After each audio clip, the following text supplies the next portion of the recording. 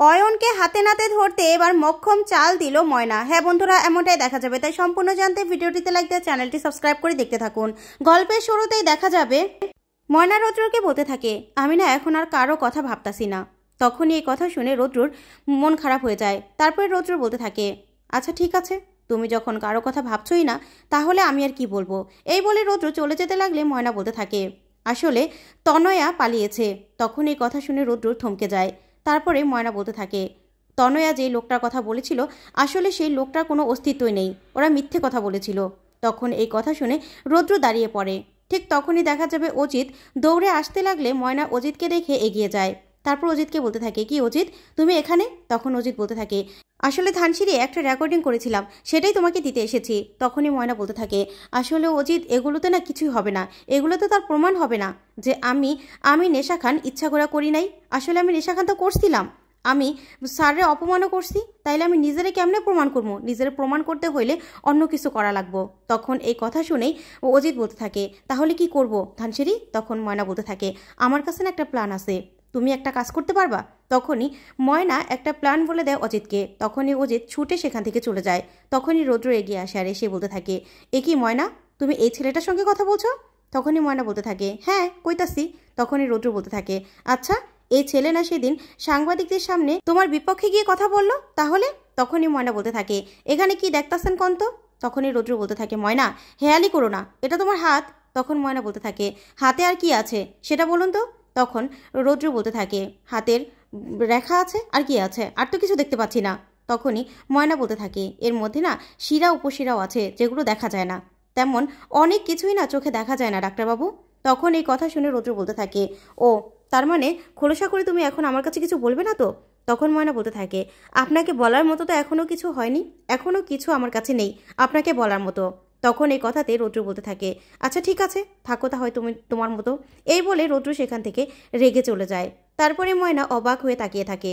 ওইদিকে দেখা যাবে বিকাশরা বলতে থাকে, এখন তনয়াকে কোথায় পাবো? কোথায় পাবো আমরা? তখন অয়ন বলতে থাকে, জানি না, তনয়াকে না পাওয়া গেলে তো আমরাই ফেসে যাব। তখন তো প্রিন্সিপাল এসে আমাদের চেপে ধরবে যে তোমার বন্ধু তনয়া, তাহলে তনয়া কোথায়? তখন আমরা কি বলবো বলতো, কি বলবো?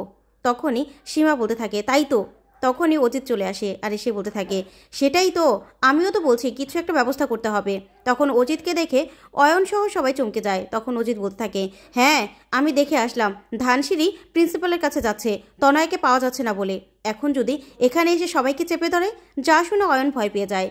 ওইদিকে দেখা যাবে ময়না প্রিন্সিপালের রুমের সামনে যায়, গিয়ে পিয়নকে বলতে থাকে, আমি না প্রিন্সিপাল স্যারের সাথে একটু দেখা করতে চাই, আপনি একটু হেল্প করে দিন না। তখন এই লোকটা বলতে থাকে, আসলে প্রিন্সিপাল স্যার এখন ব্যস্ত আছে। তখনই ময়না বলতে থাকে, আপনি জানেন তো কি হচ্ছে, আমার না অনেক দরকার, স্যারের লগে একটু কথা কইতে পারলে অনেক উপকার হইতো। তারপরেই লোকটা বলতে থাকে, দাঁড়ান আমি দেখছি। এই বলেই প্রিন্সিপাল স্যারের কাছে বলতে যায়। ওইদিকে দেখা যাবে অজিতের মুখে সবটা শুনে অয়নরা ভয় পেয়ে যায় আর বলতে থাকে, প্রিন্সিপালের কাছে গেছে ওই ধানসিঁড়ি, এখন কি হবে তাহলে? তখন অজিত বলতে থাকে, সেটাই তো বলছি, এখন যে কোনো একটা প্ল্যান করতে হবে। আমরা চলো তনয়াদের বাড়িতে যাই, তনয়ার বাড়ির লোকদের কাছে জিজ্ঞাসা করি যে তনয়া কোথায়। তারপরে ওনারা যদি না বলতে পারে, তারপরে আমরা তনয়ার বাড়ির সামনে পালা করে পাহারা দেব। তনয়াকে তো আমরা পাবোই। তারপরে তনয়াকে যদি আমি নিয়ে আসি, তখনই প্রিন্সিপালের সামনে এটা প্রমাণ হয়ে যাবে যে তনয়া মিথ্যা কথা বলেছিল, ফেসে যাবে তনয়া। তখনই অয়ন বলতে থাকে, একদম ঠিক কথা বলেছে অজিত, একদম ঠিক কথা। তখনই অজিতের কথা শুনে বিকাশটা বলতে থাকে, তাহলে কি অয়ন এখন তোরা তনয়ের বাড়িতে যাবি পাহারা দিতে? তখন অয়ন বলতে থাকে, আর কি করার আছে বল, আর কি করব? ওইদিকে দেখা যাবে প্রিন্সিপালের রুম থেকে পিয়ন এসেই ময়নাকে বলতে থাকে, যাও তোমাকে ডাকছে। তারপরে ময়না প্রিন্সিপালের কাছে যায় আর গিয়ে বলতে থাকে, স্যার আসবো? তখন প্রিন্সিপাল স্যার বলতে থাকে, আসো। তখন ময়না বলতে থাকে, স্যার আমি জানি আপনি আমার উপর রাইগা আছেন, রাইগা থাকাটাই স্বাভাবিক, আপনি আমার রাশ টিকিট করতে চাইছিলেন, আমি কলেজ সাইডে যাইতে চাই নাই, জানেন তো আপনি। তখন এই কথা শুনে প্রিন্সিপাল বলতে থাকে, হ্যাঁ তাই তো। তখনই ধানসিঁড়ি বলতে থাকে, স্যার আসলে ওই দিন রাগের আমার মনের মধ্যে যত রাগ ছিল সেই কথাগুলি বেরিয়ে এসেছে, নেশা করলে তো মানুষ তাই করে স্যার। তখনই প্রিন্সিপাল বলতে থাকে, তাহলে স্বীকার করলে যে নেশা করেছিলে? তখনই ময়না বলতে থাকে, কি করব স্যার, আমি যে নেশা করছিলাম সেটার প্রমাণ তো আছে ওই ভিডিও খান, কিন্তু আমি আপনার একখান কথা কইতে পারি, আমি ইচ্ছা করে নেশা করি নাই, আমারে কেউ নেশা খাওয়াই দিছিল। তখনই প্রিন্সিপাল বলতে থাকে, সেটা তো একটু পরে প্রমাণ হয়ে যাবে, তনয়া সেই লোকটাকে নিয়ে আসলেই। তখনই ময়না বলতে থাকে, স্যার তনয়া তো এখনও আসে নাই। যা শুনে প্রিন্সিপাল পুরো চমকে যায়। তখনই ময়না বলতে থাকে, আমি যতদূর জানি তনয়া পালিয়েছে। আপনি বিশ্বাস না করলে অয়নরা তো রুমে আছে, অয়নদেরকে জিজ্ঞাসা করুন। তখনই প্রিন্সিপাল ময়নার সঙ্গে ক্লাসরুমে আসতে থাকে। ওইদিকে দেখা যাবে অজিত অয়নদের বলতে থাকে, তাহলে অয়ন চল, তাড়াতাড়ি চল, তনয়াদের বাড়িতে যাই, না হলে প্রিন্সিপালকে নিয়ে আবার ধানসিঁড়ি চলে আসতে সমস্যা হয়ে যাবে। তখন এই বলে অয়নদের নিয়ে বেরিয়ে যায় অজিত, আর সীমাকে বলে যায়, শোন, ধানসিঁড়ি প্রিন্সিপালকে নিয়ে আসলে বলবি ওরা পালিয়েছে। তখনই সীমা খুশি হয়ে যায় আর বলতে থাকে, ও এটা ধানসিঁড়ির প্ল্যান ছিল। তারপরে দেখা যাবে ময়না প্রিন্সিপালকে নিয়ে ক্লাসরুমে আসে, এসে বলতে থাকে, সীমা তোমার বন্ধু অয়নরা কোথায়? অয়নরা কোথায়? তখনই সীমা বলতে থাকে, এই তো একটু আগেই তো তড়িগড়ি করে রুম থেকে বেরিয়ে গেল। যা শুনে প্রিন্সিপাল পুরো চমকে যায়, আর সীমা আর ময়না মনে মনে খুশি হয়ে যায়। ওইদিকে দেখা যাবে রৌদ্র বাড়িতে যায়। বাড়িতে গেলেই বড় মা দেখে চমকে যায় আর বলতে থাকে, কিরে রোদ, তুই এই সময় কোথা থেকে আসলি? তখনই রৌদ্র রেগে যায়। তারপর বড় মা বলতে থাকে, কি হয়েছে তোর, কি হয়েছে? তখনই মেজমা বলতে থাকে, আর কি হইব, মনে হয় ওই ময়নাই কিছু বলেছে, ময়না নিশ্চয়ই কিছু বলেছে, তাই তো? তখনই রৌদ্র বলতে থাকে, আর কে হতে পারে? তখনই রৌদ্রের বাবা চলে আসে, এসে বলতে থাকে, কিরে রোদ, তোর সঙ্গে ময়না দেখা হয়েছিল? তখন রৌদ্র বলতে থাকে, না, আমি কলেজে গিয়েছিলাম ওর সঙ্গে দেখা করতে। তখনই মেজমা বলতে থাকে, নিশ্চয়ই প্রিন্সিপাল ডেকেছিল, তাই না? তখন রৌদ্র বলতে থাকে, না, আসলে আমি ময়নার সঙ্গে কথা বলতে গিয়েছিলাম, ওইদিকে কি অবস্থা না। তখনই মেজমা বলতে থাকে, দেখেছো দিদি ছেলেটার অবস্থা, ওই মেয়েটা মনে হয় নানান কথা শুনিয়ে দিয়েছে। তখন রৌদ্র বলতে থাকে, না, ও তো আমাকে কোনো কিছুই বললো না, সেটাই তো বড় সমস্যা। তখন এই কথাতেই বড় মা চমকে যায়, বলতে থাকে, কি বলছিস, তোর সঙ্গে কোনো কথাই বললো না?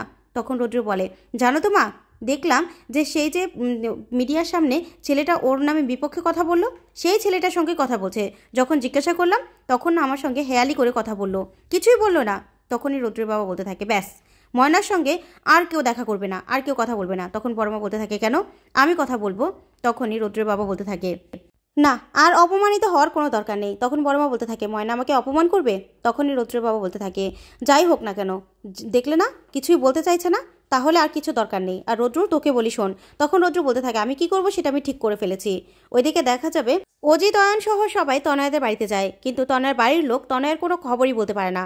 তখনই অজিত বলতে থাকে অয়নকে, আচ্ছা অয়ন, তোর কি মনে হচ্ছে তনয়ার বাড়ির লোক যা বললো সেটা কি ঠিক বললো?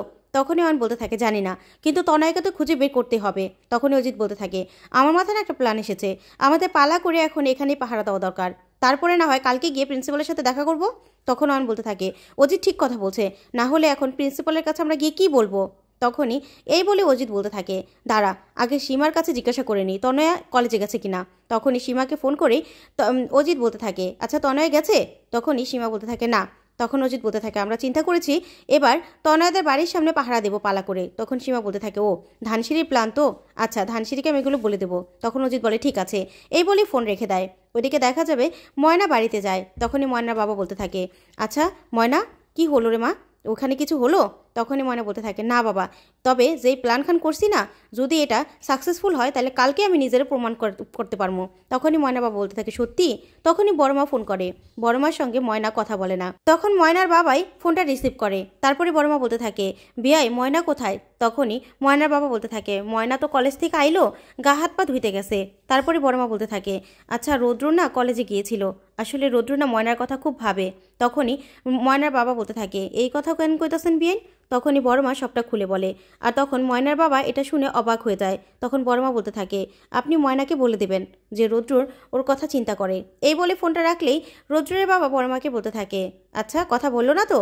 তখনই বড়মা বলতে থাকে, শোনো, অভিমান বলতেও একটা কথা আছে, বুঝতে পেরেছো? তার জন্য যে ময়না আমাদের অপমান করছে তা কিন্তু নয়। ওইদিকে ময়নাকে ময়নার বাবা বলতে থাকে, জামাই আইছিল কলেজে, তুই ভালো করে কথা কস নাই? তখন ময়না বলতে থাকে, বাবা কি কথা কমু কও তো, অবিশ্বাস লয়ে কেউ কথা কইতে চাইলে তার লগে কথা কওয়া যায়? যা শুনে ময়নার বাবা